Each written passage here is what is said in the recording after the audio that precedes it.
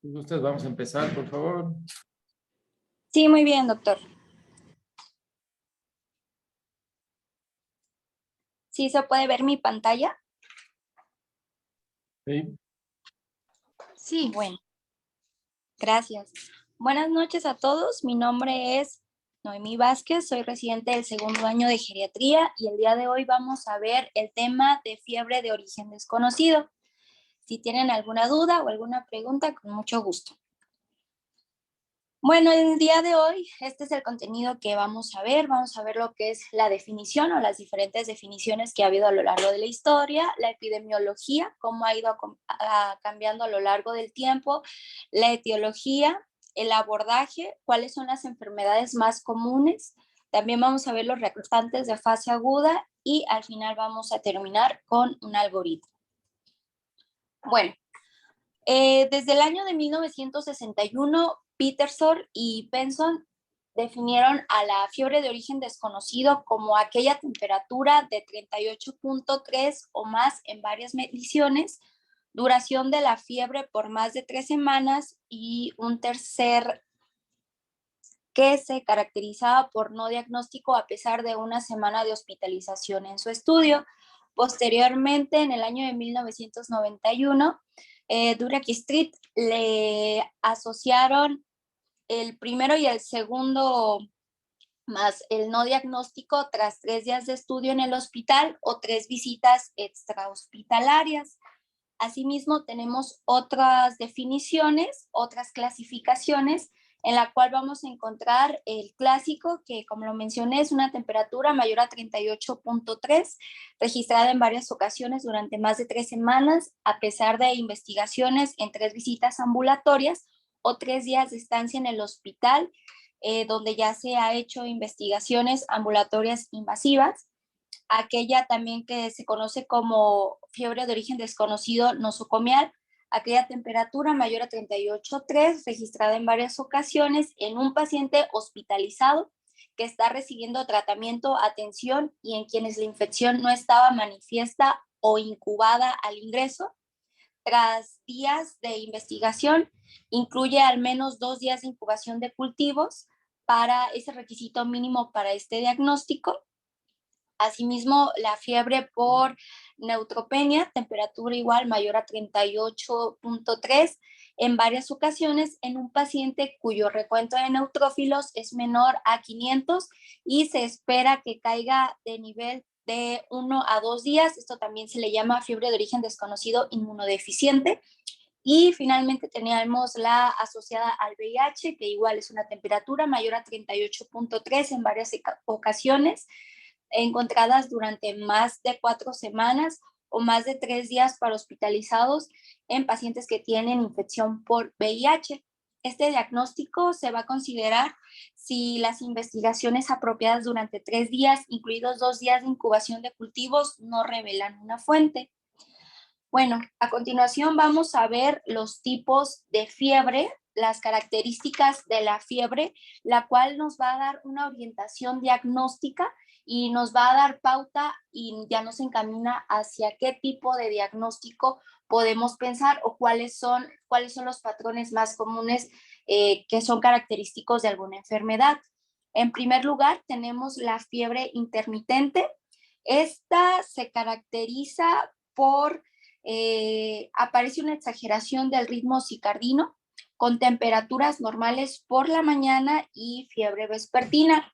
Refiere que hay un incremento aproximadamente de 1 grado centígrado respecto a la mañana.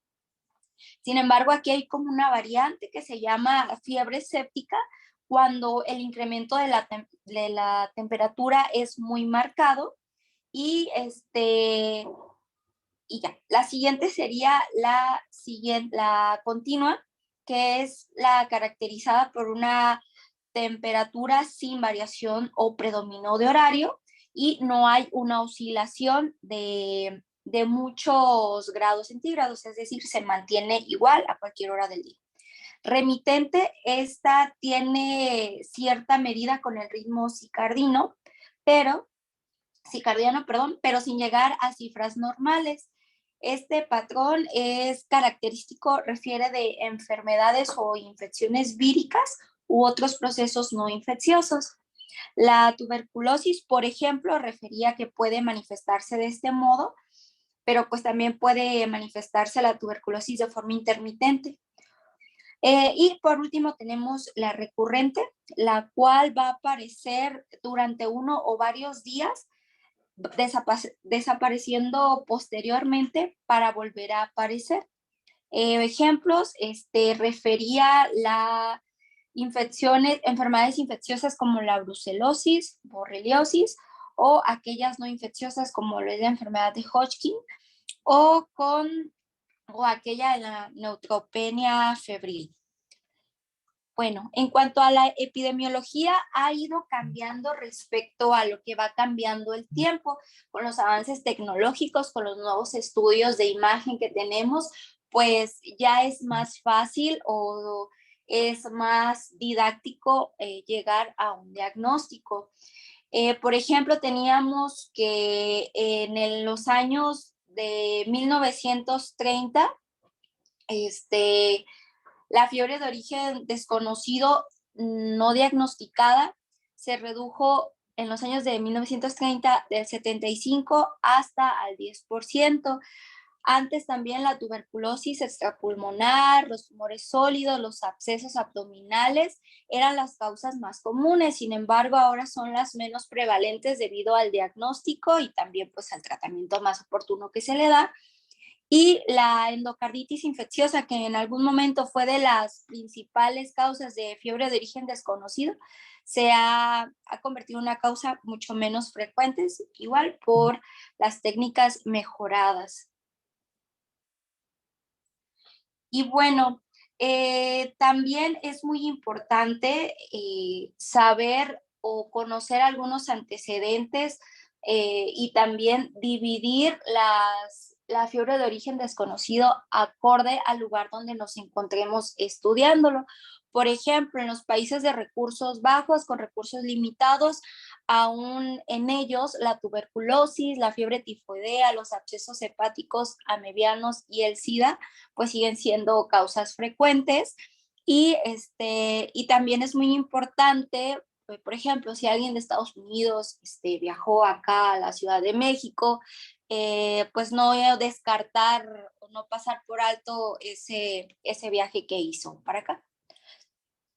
Bueno, en ellos y en general, en todos, lo más importante o lo que le conocemos como el paso 1, que después lo vamos a ver en el algoritmo, pues lo más importante va a ser una buena historia clínica, como lo mencionaba, los antecedentes del paciente, a qué estuvo expuesto, a qué se dedicó, si ha tenido intervenciones recientes, pues todo lo que nosotros ya preguntamos en las historias clínicas, el examen físico es muy importante y como primera línea o los primeros exámenes que vamos a pedir, pues son exámenes muy generales, una VH completa, incluido el recuento diferencial de plaquetas.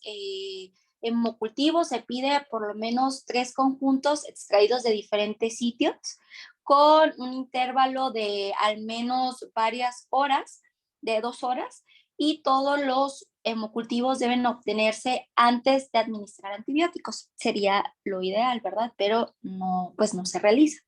Química sanguínea, pruebas de función hepática, serologías para hepatitis A, B y C, examen general de orina y una radiografía de tórax. Y bueno, también es muy importante recalcar que acorde a la edad es lo más frecuente o son las patologías que nos vamos a encontrar. Por ejemplo, en los niños, en un estudio que se realizó, el 33% de estos eran por síndromes virales indefinidos. En los mayores de 65 años, enfermedades reumáticas sistémicas fueron las causas más comunes. Enseguida les voy a mostrar una tabla donde vienen desglosados. Y las infecciones solamente representaron el 25% y las neoplasias el 12%, igual en mayores de 65 años. Ahora vamos con la fiebre en el adulto mayor. Bueno, La respuesta del adulto mayor va a ser diferente a la respuesta que tiene un paciente joven.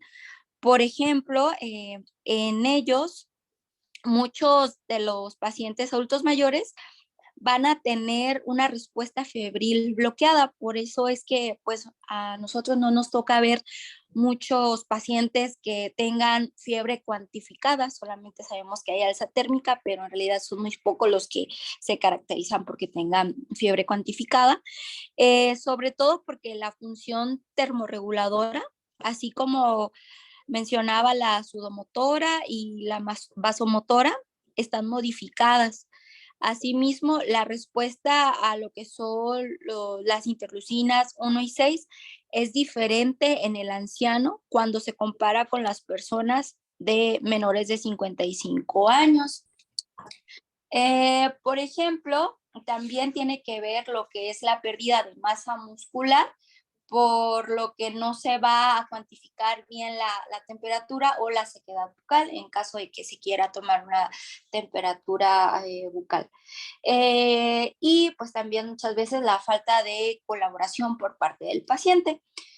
En este estudio que realizó la Sociedad Americana de Geriatría, se realizó un estudio donde se fue alrededor de un año, donde se reclutaron 40 pacientes y refirieron que las enfermedades multisistémicas era la causa más frecuente en los adultos mayores y la tuberculosis, la polimialgia reumática, la artritis reumatoide y la arteritis de la temporal, junto con las neoplasias, van a ser o van a cumplir la mayoría de los casos. También refería que era muy común aquellos que era importante ver de dónde viene el paciente. Por ejemplo, muchos de ellos son pacientes institucionalizados, ya por ejemplo que tengan sondas o que tengan algún tipo de artefacto que pudiera verse contaminado. Hay algunas causas que van a retrasar el diagnóstico, por lo que siempre hay que tenerlo en cuenta, que es que el paciente use frecuentemente antimicrobianos empíricos, los regímenes inmunosupresores agresivos, el aumento de la exposición a medicamentos potencialmente que inmunodeprime, ingresos prolongados en la unidad de cuidados intensivos y aumento de organismos multiresistentes. Y bueno, en cuanto a la etiología, se van a 3 categorías generales de enfermedades, van a explicar la mayoría de los casos de fiebre de origen desconocido y han sido constantes a lo largo de estas últimas décadas. Estas categorías son infecciosas, neoplásicas y enfermedades reumáticas sistémicas, por ejemplo, la vasculitis y la artritis reumatoide. Aquí pues hay un ejemplo de una tablita. Si nos vamos a los artículos, pues la mayoría refiere el mismo tipo de clasificación de la fiebre de origen desconocido. Aquí pues no se las voy a leer todas, pero viene separado por enfermedades infecciosas, neoplásicas, enfermedades de la colágena, colagenopatías o misceláneas. Entonces podemos ver pues un sinfín de opciones de lo que nos pudiera dar una fiebre de origen desconocido. Como les mencionaba, las infecciones y las enfermedades inflamatorias no infecciosas representan del 15 al 25%, las neoplasias malignas causan menos del 20% y sin embargo todavía tenemos muchos que se quedan con no diagnosticadas, aproximadamente del 9 al 51%. Aquí tenemos una tablita donde cómo a lo largo de las décadas han ido cambiando o ha cambiado la prevalencia de las infecciones de acuerdo pues al avance tecnológico que ha habido. Por ejemplo, en los años 50 se refiere que la infección pues era la causa más pues más frecuente. Sin embargo, pues ya vemos que en los años 2000 pues ya cambió la prevalencia y ahora es la no diagnosticada la causa pues, más frecuente.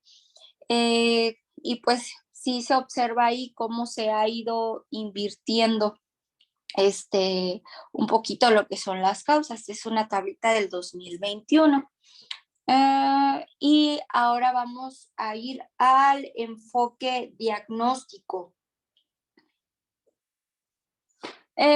Bueno, como les comentaba, el historial y el examen físico pues es muy importante. Es importante tener en cuenta el antecedente de viaje, exposición a animales que convivan con mascotas, cuál es su trabajo, a qué se dedican, si viven en una granja, si los productos lácteos que consumen son pasteurizados, no pasteurizados, si tienen antecedente de inmunosupresión, antecedente también de ingesta de fármacos, toxinas o algunos antimicrobianos y principalmente la localización de los síntomas. Y pues como les mencionaba, la característica o lo más crítico o en lo que le llamamos también la fase 1 es la evaluación del paciente con fiebre de origen desconocido. Hay que reevaluar al paciente con frecuencia, es decir, si no encontramos algo evidente en el primer interrogatorio, pues volver a interrogar o ver qué es lo que nos pudimos haber saltado. Y también pues es importante tomar en cuenta que las enfermedades pueden tener manifestaciones atípicas. Y las pruebas diagnóstico, velocidad de sedimento que nos pueden apoyar son la BCG, la PCR, la DHL, la prueba cutánea de tuberculina, la prueba rápida de VIH, los hemocultivos, como les comentaba, 3 hemocultivos, el factor reumatoide, la creatinfosfoquinasa, anticuerpos antinucleares, TAC de abdomen y pelvis en la fase 1. Y bueno, aquí en esta parte, pues le voy a dar un poquito, me voy a ir un poquito más rápido porque pues me voy a detener pues en lo que son la población geriátrica, pero pues son de las causas más comunes y pues que lo vemos frecuentemente en nuestro hospital. Por ejemplo, mencionaba una de ellas es la tuberculosis, es la infección más común en la mayoría de los pacientes con fiebre de origen desconocido. Y muchas veces pues se nos va a ir este diagnóstico, pero principalmente aquellas que son manifestaciones extrapulmonares o una TB miliar o pacientes que tienen alguna otra enfermedad pulmonar preexistente y aquí pues nos ayudaría mucho sobre todo lo que es la historia clínica, antecedente de contacto y pues la prueba que nos recomiendan es la prueba cutánea del proteico purificado, perdón, que no nos recomiendan tanto porque solamente es positiva en menos del 50%. Y también nos menciona que las muestras de esputo pues solamente son positivas en una cuarta parte, lo cual nos hace un poquito más difícil el diagnóstico, por lo que muchas veces pues siempre terminamos biopsiando a estos pacientes. Los abscesos sobre todo por el ambiente donde nos desarrollamos son todavía relativamente comunes. Hay abscesos ocultos que normalmente se van a encontrar en el abdomen y pelvis. Condiciones que predisponen a la formación de abscesos van a ser pacientes con cirrosis, aquellos pacientes con algunos medicamentos inmunosupresores, con esteroides, cirugías recientes y diabetes o cirugías no tan recientes que pudieron por ahí haberse infectado la prótesis. Es muy importante pues reinterrogar si no tiene alguna cirugía o si no tiene algún cuerpo extraño que pudiera haberse infectado. Y estos van a surgir cuando hay una ruptura de una barrera como la pared intestinal. Los más comunes pues son los abscesos hepáticos secundarios a una siembra hematógena, en lugar de la diseminación contigua, es la responsable de los abscesos esplénicos y los abscesos perinefríticos o renales. Estos suelen deberse a una infección existente en el tracto urinario. La osteomielitis también debe considerarse como una causa de fiebre de origen desconocido, ya que los síntomas localizados en algunos sitios pueden no ser prominentes, y algunos de estos ejemplos pueden ser la osteomielitis vertebral y la osteomielitis de la mandíbula. La endocarditis bacteriana, de hecho este es de un paciente de ahí del HGR1 que tuvimos, un joven, bueno, este era un joven de creo que 31 años, pues fiebre de origen desconocido, aunque cueste un poquito de trabajo creer que sí, nos tardamos un poquito en hacer el diagnóstico, pero pues era muy evidente de dónde venía el foco.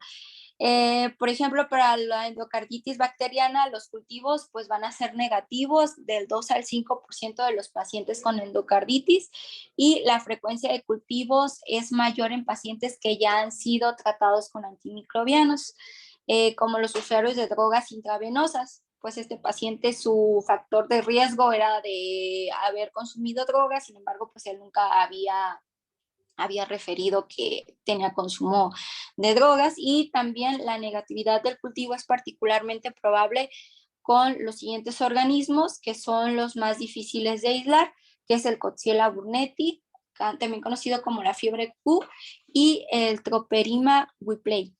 Pero normalmente estos dos agentes no van a crecer en los cultivos que normalmente, pues, que son los más comunes.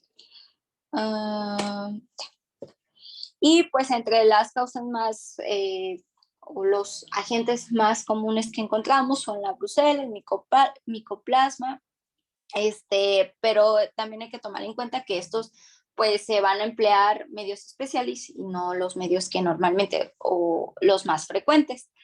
Y otros que no se van a detectar va a ser el Haemophilus, el Actinobacillus, el Cardiobacterium y el Quinella, el llamado grupo ASEC, a menos los hemocultivos se incuben de 7 hasta 21 días. Bueno, este es como un dato extra. Las endocarditis en consumidores de drogas intravenosas suele ser del lado derecho y carece de soplos, que era pues el caso de este paciente. Y la ecocardiografía transesofágica es positiva en más del 90% de los casos de endocarditis infecciosa que se presentan como fiebre de origen desconocido.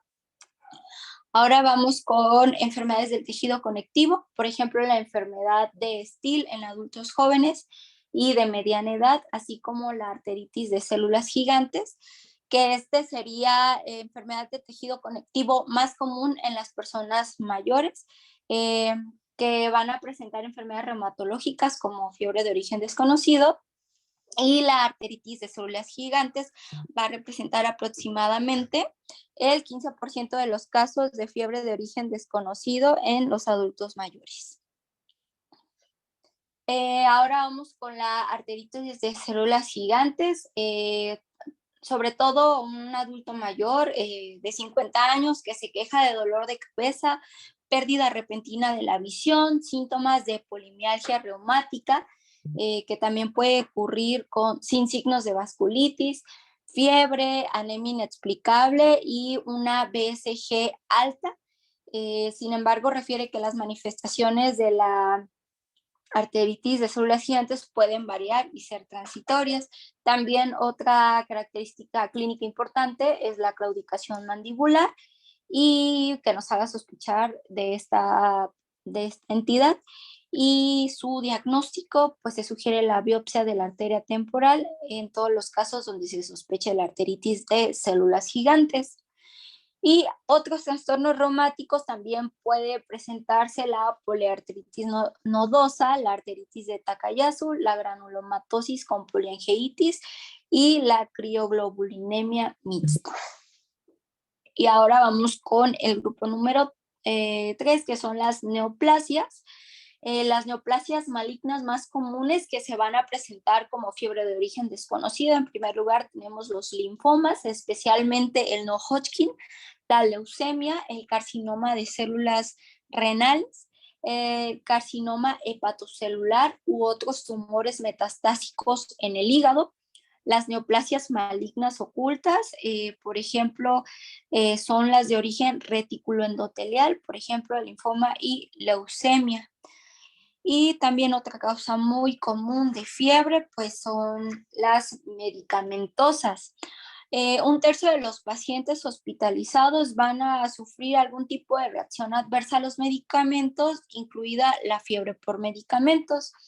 Entre los medicamentos más comunes que nos van a causar fiebre van a ser las cuanto a antimicrobianos, las sulfonamidas, penicilinas, nitrofurantoína, vancomicina, antipalúdicos, enseguida de los antihistamínicos y bloqueadores de H1 y H2, anticonvulsivos como los barbitúricos y la fenitoína, ioduros, AINES, incluidos los salicilatos, antihipertensivos como la hidralazina, la metildopa, los antiarrítmicos, la quinidina, procainamida, los fármacos antitiroideos y contaminantes como la quinina que van a acompañar a la cocaína o a la heroína inyectadas.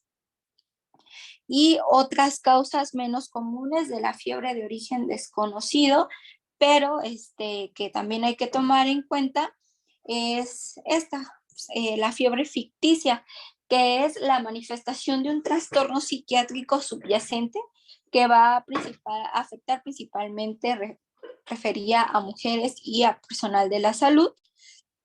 Y estos, pues, es con la manipulación de fábrica de los termómetros. La fiebre también puede inducirse tomando medicamentos a los que los pacientes son alérgicos o inyectando materias extrañas por vía parenteral como leche, orina, material de cultivo, heces, y también la homeostasis de calor desordenada puede ser por disfunción hipotalámica, por ejemplo, referida después de un daño o una lesión cerebral anóxico. La producción excesiva de calor también puede deberse a enfermedades como el hipertiroidismo.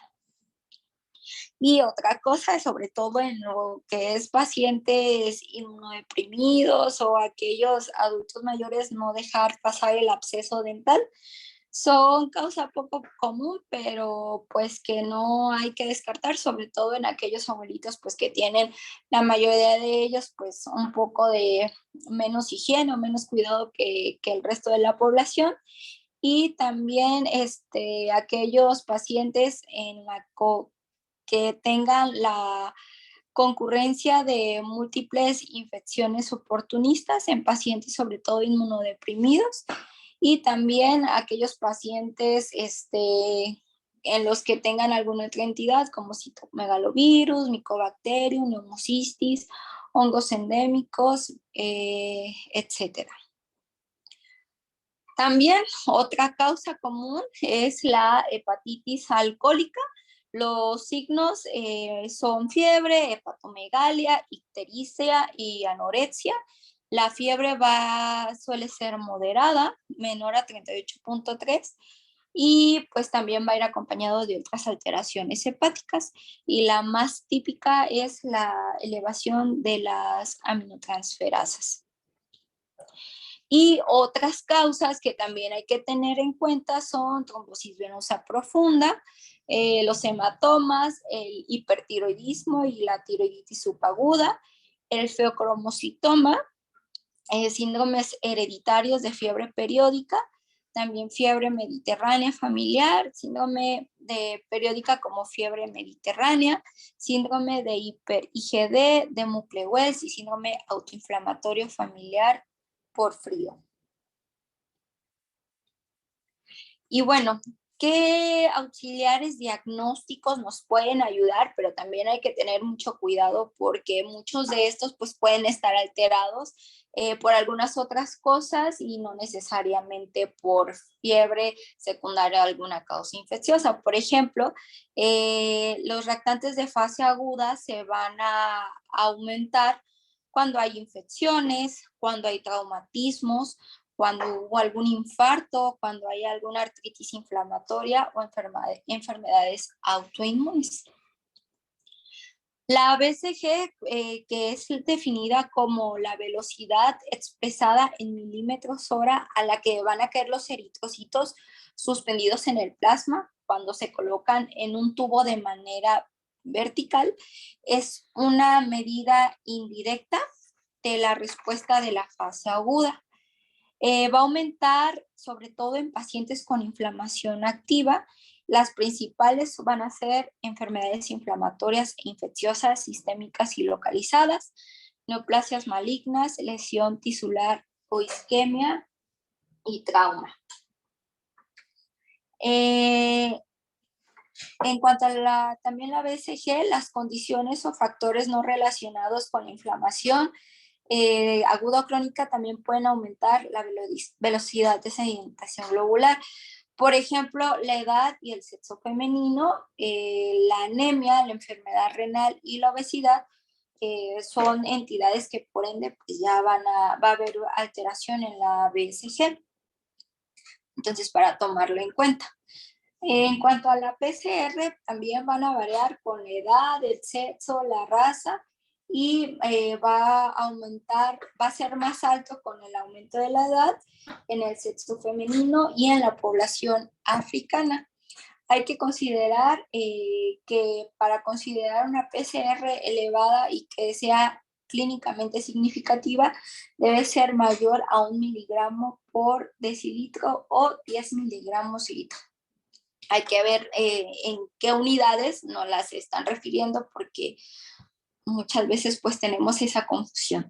Mientras que las concentraciones entre 0.3 y 1 miligramo por decilitro o 3 y 10 miligramos por litro se considera una elevación menor de PCR y comúnmente se va a referir a que hay una inflamación de bajo grado. PCR, inflamación de bajo grado, va a aparecer en algunas entidades como lo puede ser la aterosclerosis, la obesidad, apnea, resistencia a la insulina, hipertensión y diabetes tipo 2. Ahora vamos a hablar un poquito de lo que es la infección, la fiebre de origen desconocida nosocomial. Revisamos algunos artículos y el 75% de la fiebre de origen desconocido nosocomial se va a derivar o se va a relacionar por infecciones derivadas de manipulaciones intrahospitalarias, es decir, aquellos pacientes con catéter venoso central, con sondas urinarias o algún tipo de intervención que se le pudo haber realizado al paciente o hasta con pues de las mismas funciones que se realizan, algún absceso que se le haga o con alguna mala técnica de lo que es la técnica de asepsia y antisepsia. Y las causas no infecciosas que van a ser, que corresponderán solamente al 25%, van a mostrar un amplio abanico como va a ser la colecistitis alitiásica, pancreatitis, una tromboembolia pulmonar, la fiebre farmacológica, insuficiencia suprarrenal, tiroiditis y gota. Hace rato olvidé mencionar acerca del diagnóstico de fiebre por fármacos. Esta se va a realizar después de parte del diagnóstico va a ser la suspensión del fármaco sospechoso con reexposición ocasional. Es decir, aquellos pacientes que tengan sospecha de fiebre por fármacos se va a suspender dentro de aproximadamente 72 horas y refiere que posterior a la suspensión, 72 horas posterior a la suspensión del fármaco, es posible de que la fiebre desaparezca. aunque algunos van a tardar semanas, pero es el punto de corte para ver si sí o no es secundario a fármacos. En los pacientes neutropénicos, los episodios febriles asociados con neutropenia se relacionan sobre todo a la bacteremia. Las infecciones fúngicas reemplazan a las infecciones bacterianas en prominencia después del periodo agudo, que son 7 días. E incluso la fiebre, si no tiene explicación, suele remitir con la reaparición de los neutrófilos. Cuando la fiebre persiste o regresa después de que el paciente ya no es neutropénico. Y en los pacientes con VIH, las causas de la fiebre de origen desconocido va a ser proporcional al grado de inmunosupresión. Esta pues se va a medir mediante el recuento de CD4 y la determinación de la carga viral. Por ejemplo, se hizo un estudio de pacientes con VIH, 79 pacientes, donde un recuento de CD4 entre 0 y 790, el 79% se debió a infecciones, el 8% a neoplasias malignas y solo el 9% no tenía un diagnóstico definitivo, y más de la mitad se debió a micobacterias, 2/3 de las cuales eran atípicas, más comúnmente Mycobacterium avium complejo, lo que conocemos como el complejo MAC.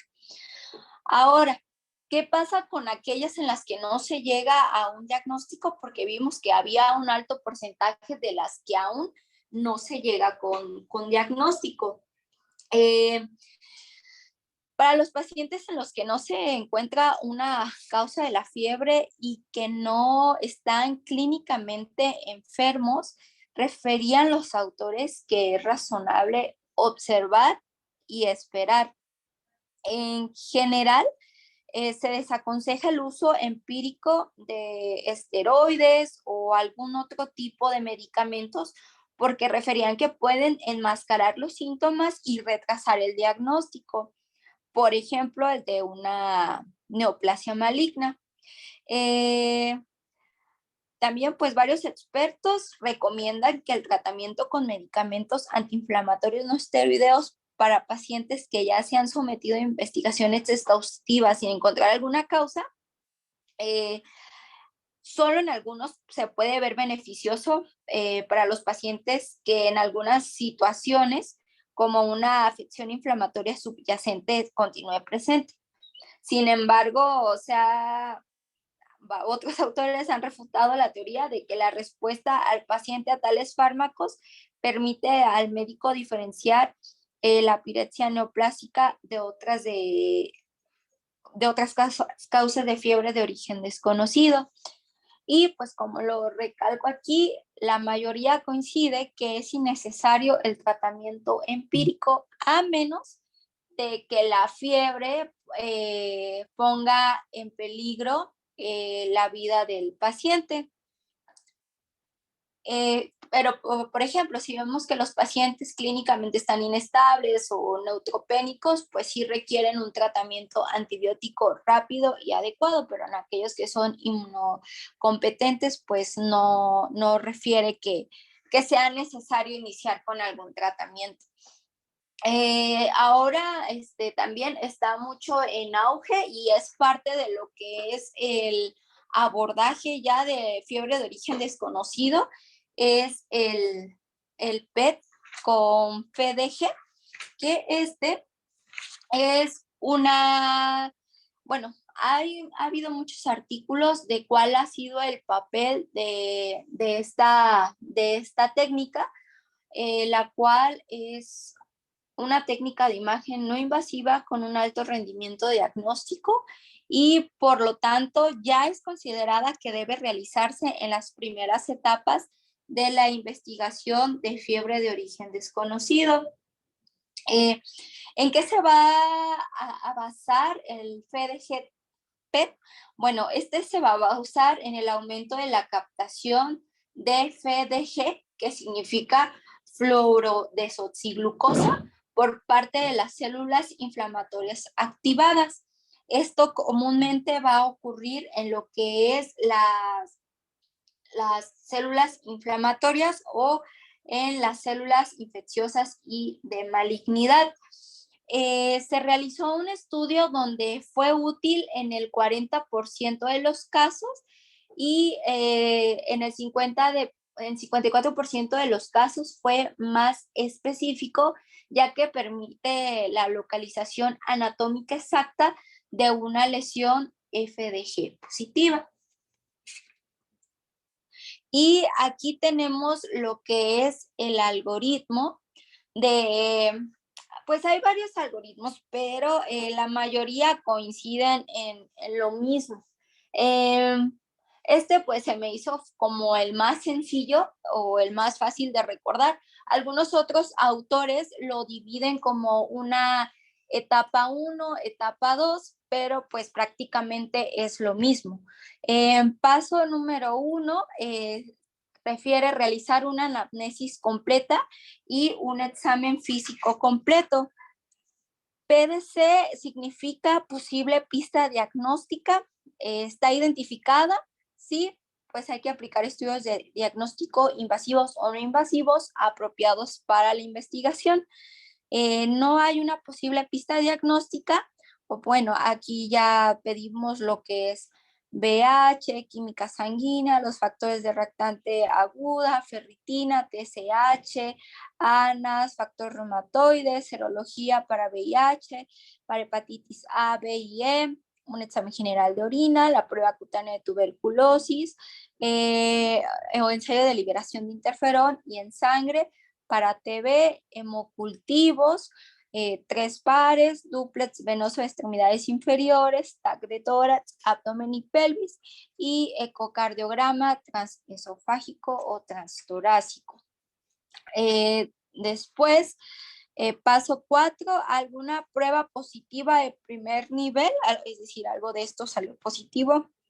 Sí, pues ya aplicaríamos a las pruebas de segundo nivel, que son aquellas pues más especializadas, como son la resonancia magnética, las imágenes nucleares o exploraciones con la 18F de PET, que era el estudio que hace ratito hablamos. O sea, ya lo ponen como parte de lo que es su algoritmo o algún método de biopsia apropiados para cultivo y análisis histológico. Sin embargo, no tenemos todavía alguna prueba positiva. Hay que reevaluar alguna posible pista diagnóstica por repetición de la historia y examen físico. Sí, hay que aplicar estudios de diagnóstico invasivos e invasivos apropiados para la investigación.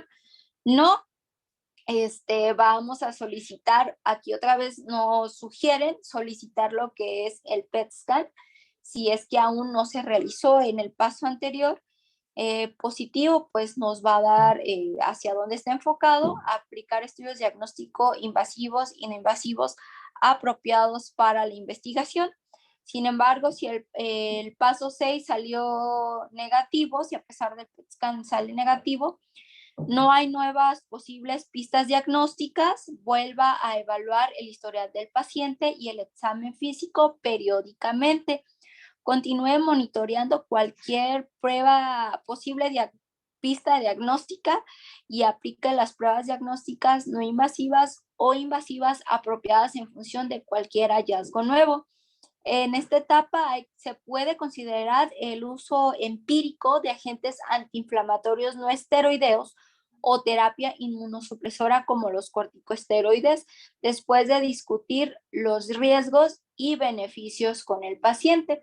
Sin embargo, había un estudio que decía que aquellos pacientes en los que estaban clínicamente estables y no se les dio ningún AINES, tuvo una mortalidad relativamente baja de aproximadamente el 3.5%, por lo que no es tan descabellado si ya buscamos por todos lados y no no hay una justificación para iniciar algún tratamiento, pues se prefiere no iniciar el tratamiento.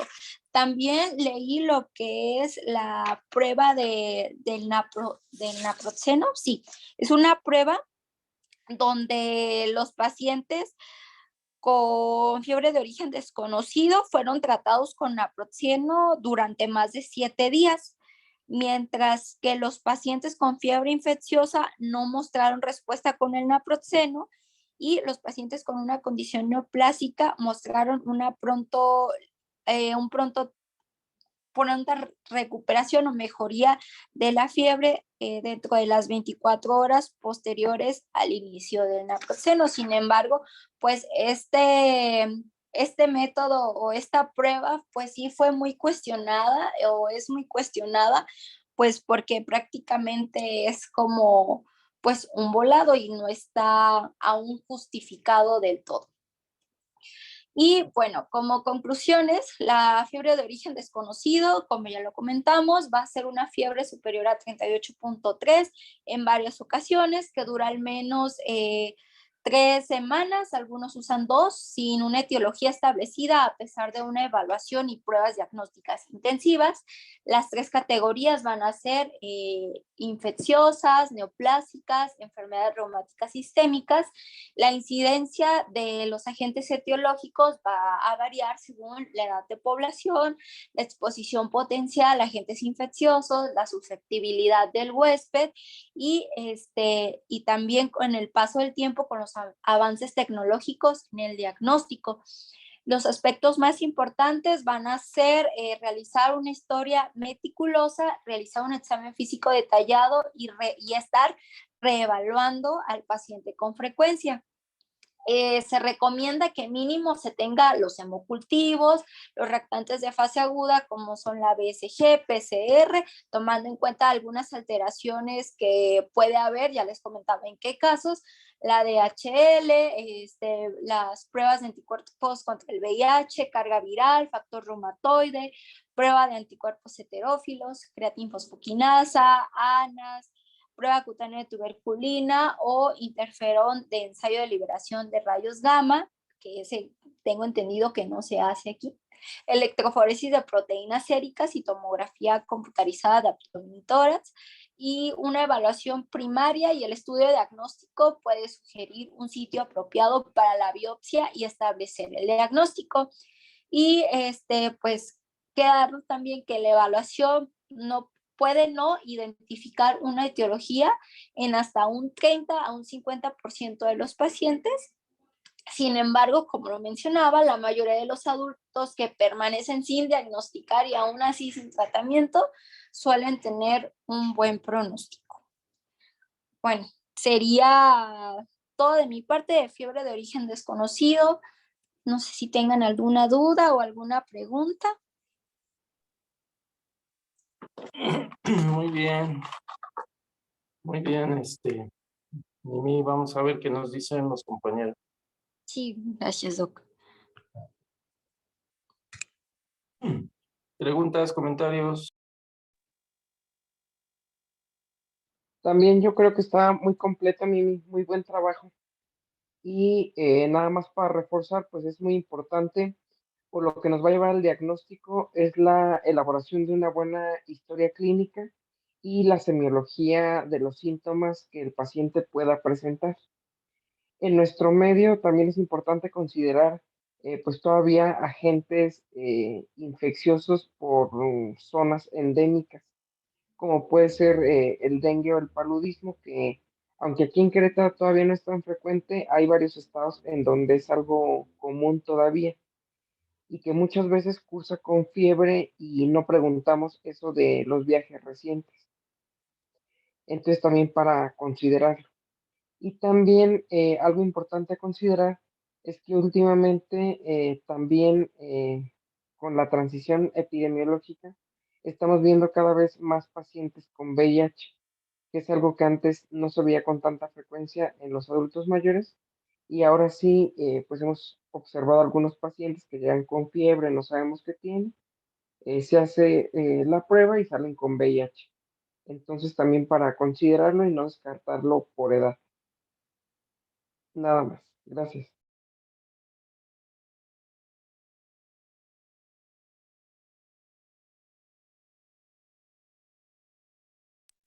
Ok.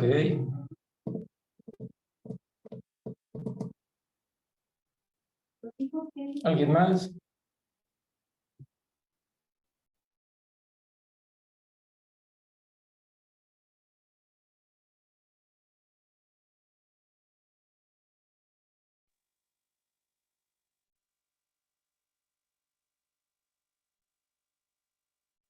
¿No tienen preguntas, dudas? ¿Todo claro? ¿Qué les pareció la prueba del PET? ¿Dónde se hace? ¿Cuánto cuesta? Mi Cesarín seguro tiene bastante experiencia con estas pruebas. Interesante, Hola, ¿no? Porque cuando... ¿Qué hago, mi Cesarín? no, Por ahí si quieres comentar sí, Doc, algo. de hecho, sí está interesante lo del FDG, que se utiliza también para detección aquí de las placas de beta amiloide. Aquí sí se hace esa prueba, cuesta alrededor como entre 18 y 20 mil pesos. Bueno, en teoría lo hacen donde he sabido que lo hacen es en Goca, que está ahí enfrente de la deportiva de la UAP. Y el radiomarcador del FDG, aparentemente, bueno, uno cuando quiere esa prueba, normalmente hablas porque dura como una semana en traer el radiofármaco, y ese creo que lo traen de Monterrey o de Guadalajara, es lo que me han comentado.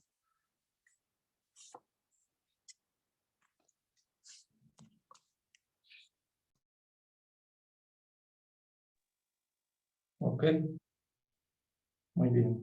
Es más interesante por los protocolos actuales, ¿no? Eh, por ahí está mi doctor Lascano. Nuestros protocolos eran diferentes. Ya no lo veo. ¿Se salió, no? Ah, no, aquí está.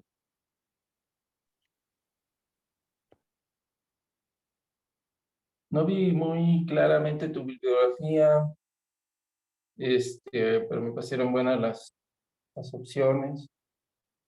De todo esto que ahorita nos platicó Mimi, qué podemos rescatar, qué podemos hacer en el hospital, hasta dónde debemos de parar.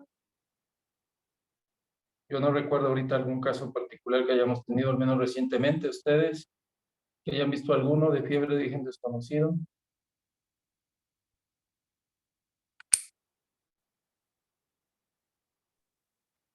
Ese que le comentaba del VIH, doctor, Ok, que igual así llegó por anemia y fiebre. ok.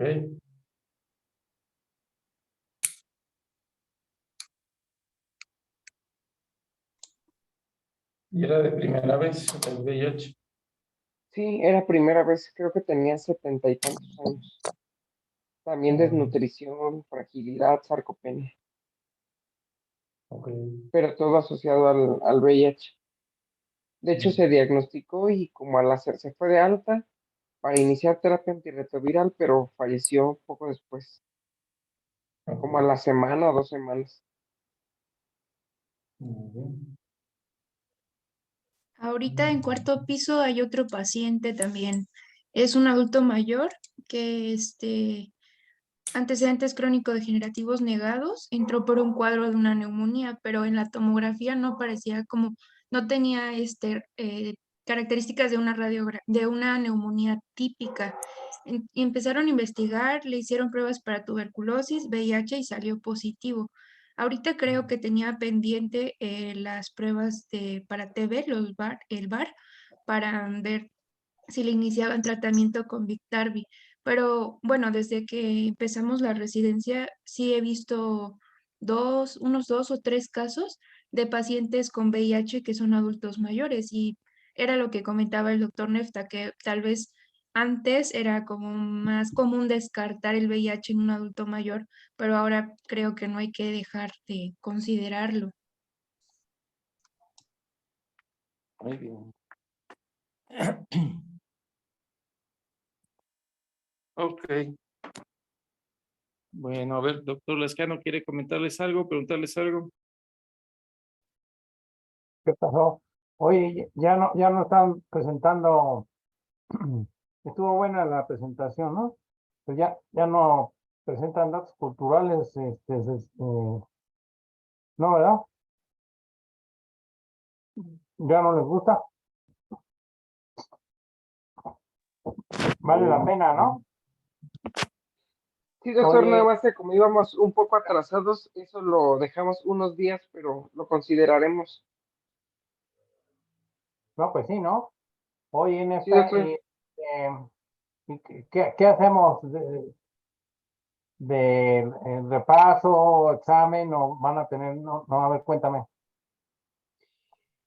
Ahorita estamos haciendo un repaso en las mañanas con el doctor José Juan. Ah, Entonces ok. estamos teniendo clase de 8 a 9 para no sacrificar el tiempo de la noche. Ah, está bueno. Sí, doctor. Bueno, Gracias por su apoyo.